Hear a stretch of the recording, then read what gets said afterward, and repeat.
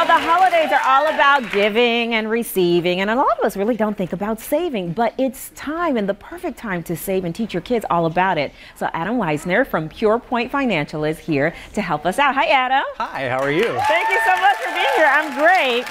So you are a saving expert. Tell us what Pure Point Financial is all about. Well, you know, Pure Point Financial, we are a hybrid savings bank. And what that means is we operate digitally, but we also operate in person. So whether you want to deal with us online, over the phone, or in physical locations, you can come see us. And so we give market leading rates consistently, and we do that with the best experience that you can imagine. Right. And we're located here in Chicago. We have 3 locations here in Chicago, one in Skokie, one in LaGrange, and one in Glendale Heights, and we have one opening down the street. Down the street, yeah. So I can come see you and you can help me save even more money. Absolutely, yeah, that's what we're here for. Okay, I'm all about saving. We're gonna test out our audience right now. Okay, saving can be tricky, so we're gonna do a little test with the audience to check out their financial savvy, and Ryan is in the audience to help them play. This game is gonna be called It Makes Good Sense, get it, C-E-N-T-S, or makes no sense. So we're going to look at a statement and the audience will have to guess whether it makes good sense or no sense. Are you guys ready to play?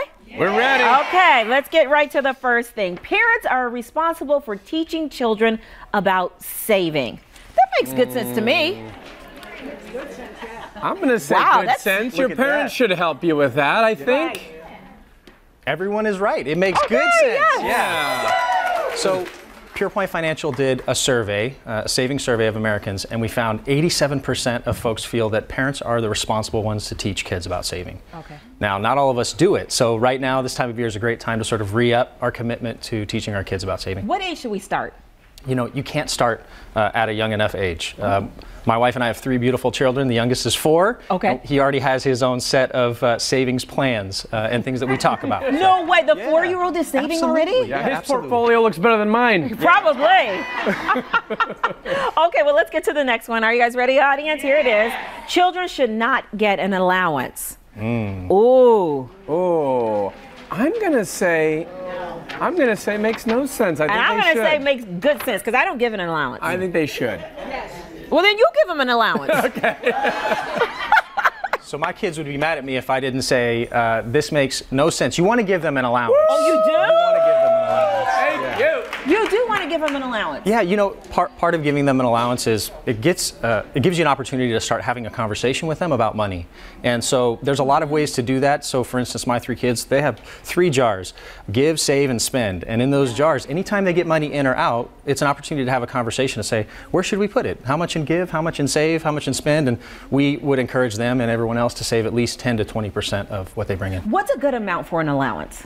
You know, that amount varies by your life situation. So really there is no bad amount. Even if it's $1 or if it's $10, the conversation is really what's key. So as long as you're talking to them about what they're doing with those 4 quarters they got, I mean, that's can really you just give me like a little ballpark? Let's say for a 5-year-old. Yeah, for a 5-year-old, look, $10 a week would be generous. A week. Would be generous. Yeah. Generous.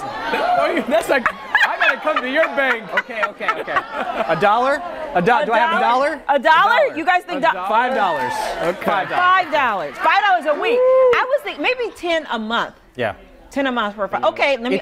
Now it depends on how much work they're doing. If you have them doing a fair amount of work and chores to earn it, do they get an allowance without any work, or are they earning their allowance? Yeah. I think that they should always earn their allowance. You should always have them working so they can build the idea that you have to work for what you're going to get, and then have the conversation. Oh, I am doing this all wrong. Oh.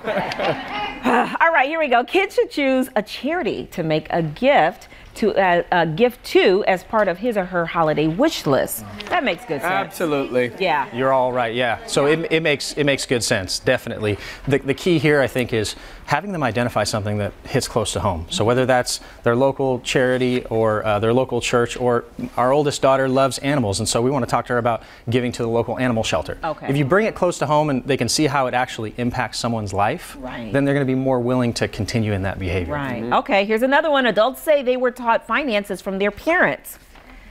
I'm gonna go with makes no sense because we've had a lot of make good. I really don't know. Yeah, I'm going to say, no, I'm with you, Val. I think that you should learn from your parents, but I think a lot of people don't.